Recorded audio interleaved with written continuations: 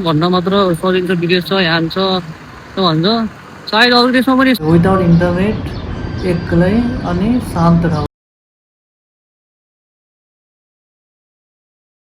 Hello भाइ, स्वागत छ तपाईँहरूलाई आज मेरो अर्को नयाँ भ्लगमा। म चाहिँ आज ड्युटी डकाइतिर भ्लग बनाउनु पर्छ भनेर बसेको। अनि आज मैले यो खाना चाहिँ अम्लेट छ, त्यसपछि आएर परौठा, अनि त्यसपछि आएर यो नास्ता अहिले अब नास्ता जस्तो भयो मेरो। अनि अब चाहिँ टक्क म कतै जान लागेको काम पार्कतिर जान्छु। ल फास्टै गर्मी, यस्तो घाम छ भने त यस्तो घाम छ। आज त झ्याउ लाएर मलाई हल्का, अनि बिहान पेट पनि दुखिरहेको थियो। अनि त्यसपछि आज जान्न भनेर नगइदिएको। अनि पछि मुड चल्यो यसो घुम्न गइदिउँ भनेर। कि विदेशको जिन्दगी साथीभाइ, काममा नगए पनि हुँदैन। अब डेली एउटै सर्कल, बिहान गयो बेलुका आयो, खाना पकायो खायो सुत्यो, जिन्दगी यस्तै चल्दैछ। बेलुकातिर भएको अझै मान्छेहरू आउँथ्यो होला अहिले धेरै। अहिले चाहिँ हेरौँ जाम चाहिँ यहीँबाट यतापट्टि जाने थियो, यहाँबाट उताबाट यसो माथि जानुपर्ने थियो, यहाँबाट अलिक माथिपट्टि जानुपर्ने थियो जस्तो लाग्छ। सुनसान छ यार ठाउँ आज। हुन त अब गर्मीमा पो हिँड्ने हो है, यस्तो घाममा 42 डिग्री हो कि कति 42 डिग्री छ होला। को हिँड्छ यस्तो घाममा है, त्यो सुनसान भएको होला। अन्त बेलुका हेर्नुपर्छ यही ठाउँमा यति धेरै ट्राफिक गाडी मान्छे हुन्छ। पार्क आइसक्यो, त्यो नजिकै छ धेरै टाढो छैन। हावा चलाएको छ धन्न हल्का हल्का, हावा चलेर बस्छ। गर्मी फिल भएको छैन धेरै, तर लास्ट गर्मी चाहिँ यार। अफिसमा काम गर्ने मान्छेहरूलाई त केही फरक पर्दैन, बिचरा त बाहिर कन्स्ट्रक्सनमा जो कामहरू छ त्यो कस्तो हुन्छ होला त्यो डाइरेक्ट घाममा काम गर्नलाई। बहुत दुःख छ साथीहरू बाहिर विदेशमा। अनि भन्न मात्र सजिन्छ विदेश छ यहाँ छ भन्छ, सायद अरू देशमा पनि यस्तै होला। हामी खाडी मात्र भन्छौँ भने खाडी मात्र यस्तो ठाउँ होइन होला, अरू देशमा पनि दुःख त हुन्छ नि जहाँ भए पनि। अनि अमेरिका अस्ट्रेलिया पनि दुःखै हुन्छ होला नि है। छिट्टो पर्ला जस्तो छ यार, चिसो खानलाई लास्टै गर्मी पो भयो त, लास्टै गर्मी छ यार। के गर्ने अब यस्तो। आज त स्पेसली भ्लग भन्दा कुनै ठाउँ देखाउनु भन्दा पनि तपाईँहरूसित यसै कुरा गर्न मनको कुराहरू गर्नलाई। अनि उता बस्दा बोर भयो नि, त्यही भएर हो। फ्रुट सपहरू छ तपाईँको यहाँ है, फ्रुट सपहरू छ है। पुरा लाग्छ कि ठाउँ त। दुबई भएको भए चाहिँ दुबई अलिकति कस्तो भन्दाखेरि, दुबई कस्तो छ भन्दाखेरि चाहिँ दुबई फ्यामिली टाइपको छ कि। त्यो बिल्डिङमा देखेर के हार्ने हो र, यो बिल्डिङहरू ठुल्ठुलो देखेर के हार्ने हो। म के भन्नु त, जब मनै खुसी छैन भने तपाईँको बिल्डिङमा त देखेर के हुन्छ है। जब मन तपाईँको खुसी छैन भने तर के गर्नु पऱ्यो, बाध्यता परिस्थितिले अब गर्नै पऱ्यो, काम गर्नै पऱ्यो, बस्नै पऱ्यो। अनि नेपाल गएर पनि खासै अहिले केही छैन, बल्ल बिस्तारै सुधार हुँदैछ नेपालमा पनि, सायद हुन्छ होला। हाम्रो पाला नभए भने हाम्रो छोराछोरीको पालामा लाइक हुन्छ नि, हाम्रो पछिको जेनेरेसन चाहिँ राम्रो हुन्छ होला नेपालमा पनि, सायद उनीहरूले पनि केही गर्न सक्छ होला नेपालमै। अब हाम्रो त यत्तिकै हो, हाम्रो त अब विदेशमै जान्छ जस्तो सोचिन्छ कि। यही चाहिँ पार्क चाहिँ यही हो अनि यही ठिक छ। तर छिर्ने कताबाट भन्ने चाहिँ थाहा छैन, छिर्ने चाहिँ कताबाट यसरी यहाँबाट छिर्ने हो। पहिला मलाई बोल्न डर लाग्छ कि यसरी क्यामेरा मान्छे अगाडि। आजकल त भाल लाग्यो, जे सोच्ने सोच्छु, बस के गर्छ नराम्रो केही गर्छ। यहाँबाट यसरी कटेर जहाँ कटेर यसरी यतापट्टि जस्तो लाग्छ मलाई। यो चाहिँ हेरे चाहिँ all from of smoking area provide चाहिँ ऊ रहेछ, रुल्स रहेछ चाहिँ अरूलाई चाहिँ ऊ गर्न हुँदैन अरे है। मैले सोचेको भिडियो बनाउने बेलामा चाहिँ अरूलाई चाहिँ फोकस गर्नु भएन अरे, तर आफू चाहिँ ऊ गर्न पाउँछ अरे। त्यो धेरै देखाउनु पाए पनि होइन, अरूलाई डिस्टर्ब गर्नु हुँदैन अरे। त्यस्तै छ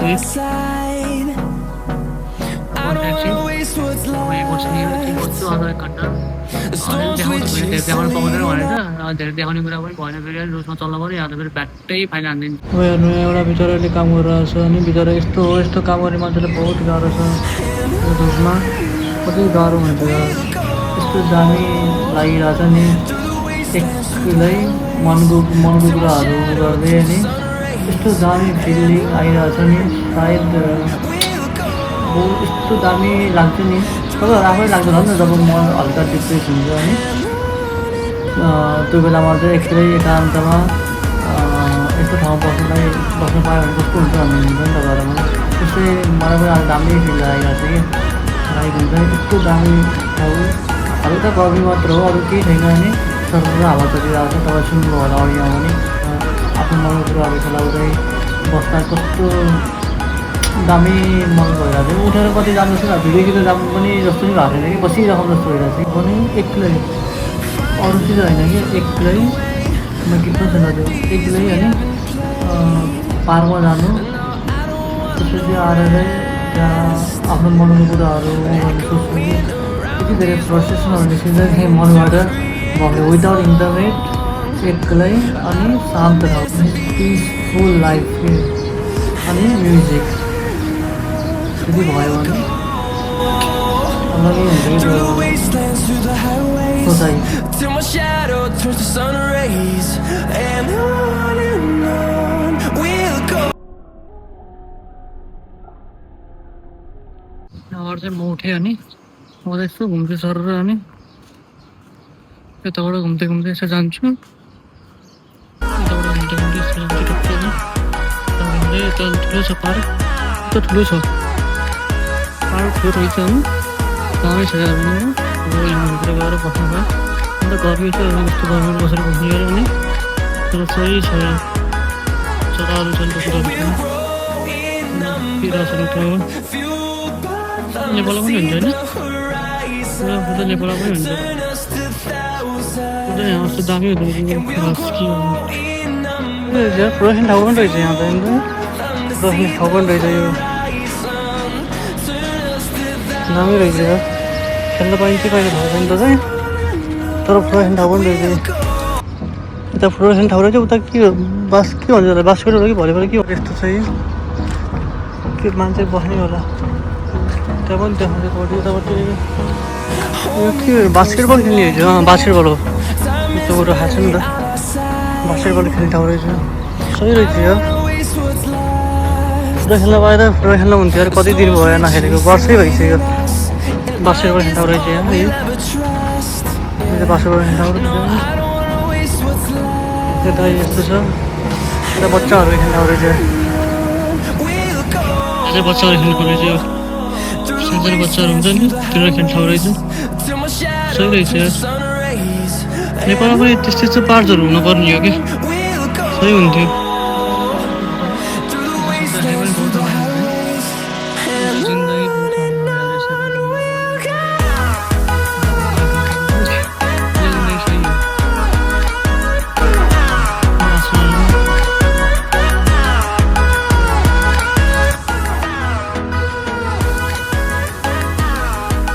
हाँस छैन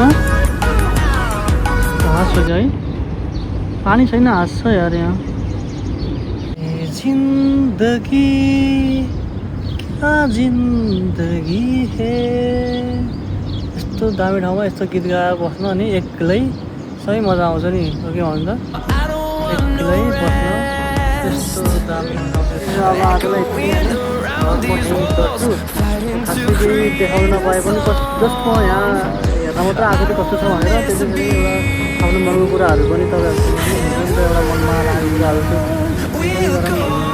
हो तपाईँहरूलाई सिनहरू मजा चाहिँ आउँदैन होला तर पनि हेरिदिनु होला मेरो मनको कुराहरू सुनिदिनु होला बिस्तारै बिस्तारै म राम्रो राम्रो ठाउँहरू पनि भ्लग लिएर आउँछु अनि सिक्दैछु नि त